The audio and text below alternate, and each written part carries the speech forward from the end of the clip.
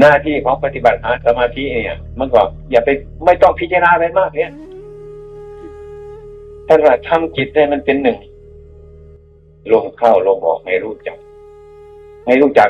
ว่ามันออกให้ทันมันให้รู้จักว่ามันเข้าบางทีมันพะวงไปอย่างหนึ่งได้หยุดกำหนดใหม่บางทีมันหลงนะเข้าออกเข้าก็ไม่รู้ออกก็ไม่รู้เพราะว่าสติมันมีอยู่นี่ใช่ไหมก็ตั้งสติขึ้นมาอีกกำหนดขึ้นมาใหม่หันใจเข้าไป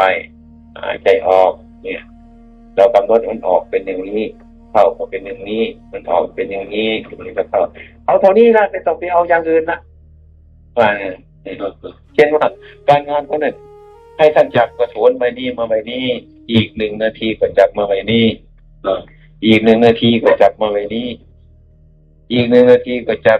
หน้าที่ของท่านจะต้องทำเท่านี้ในขอบเขตนี้ก่อนไม่ต้องไปพัวเอาอื่นมาอีกไม่ต้องไปอย่าไปวุ่นอันนั้นไม่ใช่เรื่องของเราเห็นไหมจนกว่ามันชำนาญสัก1 นาทีจับมาไว้ตรงนี้1 นาทีมาไว้ตรงนี้มีเท่านี้หน้าที่อันนี้จำกัดตอนนี้ให้ทำเท่านี้อันนั้นก็เหมือนแต่เราทำไปคิดไปเรื่อยๆไปลมหายใจมันเสือมันมาผ่านมันนึกถึงเรื่องอะไรเกิดขึ้นมาหยุดแต่ต้องเอาจับตรงนี้มาวางตรงนี้จับตัวนี้มาวางตรงนี้อันนี้ให้มันได้แต่ก่อนนี่เป็นไอ้เรื่องที่หลังนั่นนะถ้าอันนี้มันสงบแล้วอันนั้นมันจะแก้ทีหลังมันเป็นเรื่องนี้มันยังไม่สงบสมมติว่าเราเกิดทำอย่างที่ผมก็ว่านะครับเสร็จแล้วเรารู้สึกว่ามันแปลกไปคือคล้ายกับว่าถ้าเรานอนนะครับเรากำหนดลมหายใจอย่างที่ว่าเนี่ยครับเสร็จแล้ว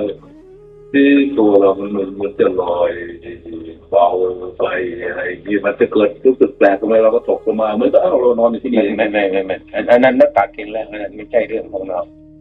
ไม่ใช่เรื่องให้รู้จิตเราเป็นยังไงในเวลานั้นเท่านั้น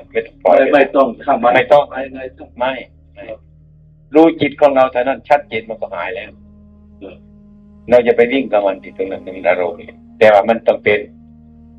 เนี่ยมันเป็นลักษณะอย่างนี้หลายอย่างเนี่ยเกิดสงสัยทีนี้นี่เกิดนี่มาเลยใช่แน่อย่าไปทวงมันเลยอย่าไปทวงมันเลย